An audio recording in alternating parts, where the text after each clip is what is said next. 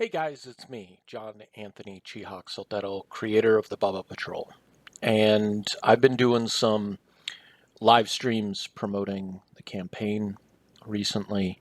And one of the things that continuously seems to come up is talking about whether or not I should tell you specific parts of the creation of the Bubba Patrol, where the heart, where the emotion comes from. And one of those things is how life imitates art, imitates life. And when I had to redraw issue 3 of the Bubba Patrol, when I lost all those files and had to start over, if things had gone according to plan and all those files had stayed, that hard drive hadn't fallen, 2 months later, that book would have been at the printers on its way to being finished and sent back. And Foley would have been diagnosed with cancer. Whether or not that file had failed, whether or not that hard drive had broken or not. With the hard drive breaking, I was able, in that time, to give Foley that moment where he gets presented with the Mr. Whoopi cape, and he's sitting so proudly, and the rest of the team gets to see him and acknowledge him about the hero that he has become and the heroes that they are becoming. And once I had drawn that, I don't remember if I'd inked it, I don't remember if it was just something that I had penciled at that point. I asked my sister if her mother-in-law, Marilyn, might be willing to make costumes for Grayson and Foley. Now, Marilyn has, she's not a professional seamstress or costumer or anything like that, but she's just got this incredible knack for creativity. And she made my sister's wedding dress. She made play princess dresses for her granddaughter. And she was more than happy to make costumes for Foley and Grayson.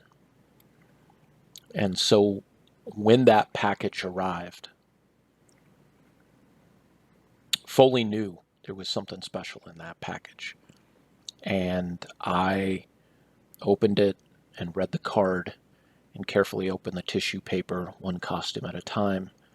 And just like I had drawn in the comic book, presented Foley, showed him the folded cape that now hangs in the shadow box, and then carefully unfolded it and held it up. And he knew it was his.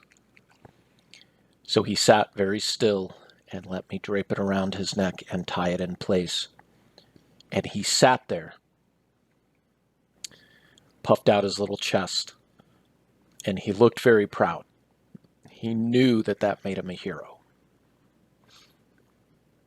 And tons of pictures got taken, videos, including one that I will share at another point. It's like a 3-second video of one of the fans blowing the wisps of hair while he just sits there and looks at the camera and has this big, proud smile on his face. And that was, I believe, March, maybe even April of 2020. And the doctor had given Foley 6 months with the cancer. And Foley held on for over a year. And to show you how much of a hero he is, and I can imagine that he was in a lot of pain. I've battled cancer. I've known plenty of people who battled cancer, and it's painful. He held on long enough for me to be ready to say goodbye. And so, surrounded by his family, Grayson in his cape as well, and my mom and my sister, I dressed Foley in his Mr. Whoopi cape one last time. As I had promised myself, if I had to make this decision, Foley would go as the hero he was. And as I said goodbye to my special little guy, I told him that this issue 4, would get finished. And as I gave him a kiss goodbye, I told him that Grayson and I were going to be okay. And it has taken time. And there have been some detours due to grief, due to depression.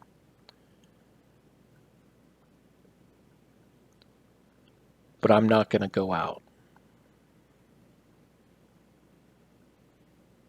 quietly. That's what this campaign is about. It's about celebrating that legacy that these Bubbas give me every single day. They are my heroes. They are my superheroes. And being able to show the world what they mean to me and to other members of my family, to friends, to Bill Simpson, who's a colorist.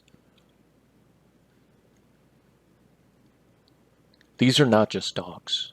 They are family members. And the world will see them as heroes.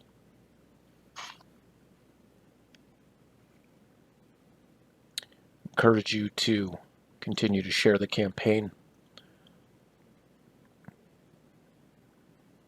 and to hug your heroes. Thank you.